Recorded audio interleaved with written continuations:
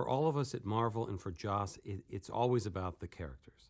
The fun of the Avengers film is not just the spectacle, it's not just the superpowers, it's having the characters interact with each other in a way that they can't in their own individual movies.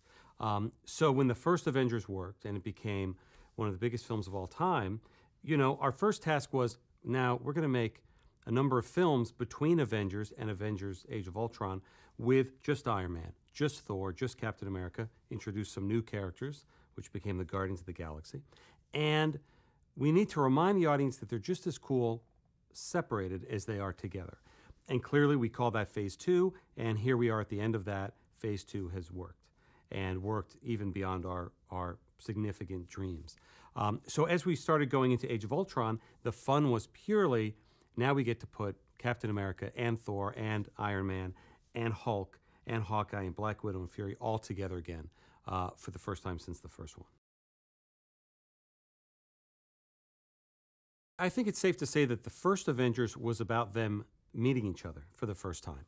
In Age of Ultron, they're getting to know each other for the first time. And there's so much material there for humor, of course, which is something that's very important to us at Marvel, and for conflict.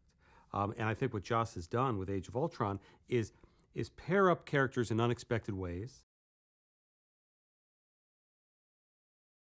The fun of the comics is the shifting roster, is the notion that the Avengers begin as a certain roster of people, but over time, and certainly in the decades and decades since Avengers #1, that roster has changed dozens of times. And some characters go off into their own adventures, new characters come in. So for us, that was always part and parcel of the concept of the Avengers. So now that we have the opportunity to do another one, it was always the idea that we were going to mix up the teammates.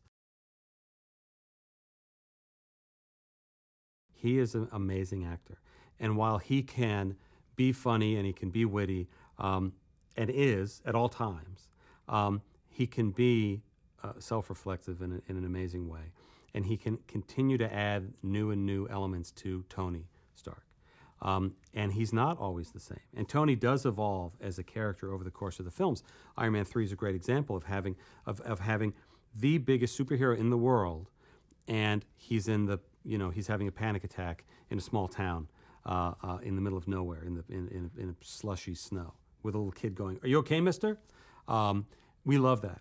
And I'm not sure we would take the character to those places if it wasn't for Robert, if it wasn't knowing that we have somebody who can do such a tremendous job, keep the humor going while getting very dark, keep the realism and emotion going while being very silly, for lack of a better term, in some moments.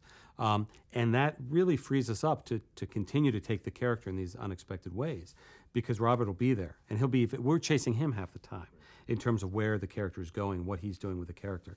And it's been an unbelievable pleasure to see him design this character, build this character, embody this character, and then continue to surprise with this character.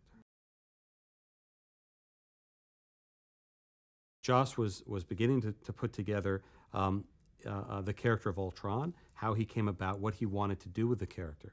And he said to us, "I think it's got to be James Spader." And it was another moment we went, yes. There was nobody else on the list. There was nobody else that we went to. There was nobody else that we talked to. He might have been the first, I think he was the first new actor signed to the film. Because he's so unique, and he's got such an incredible, yes, he's got an amazing voice, number one, that is full of humor and darkness and emotion. And the key with Ultron, and Ultron in the books is a very unique robotic character, but it's a scary thing. There are a lot of robots in cinema today.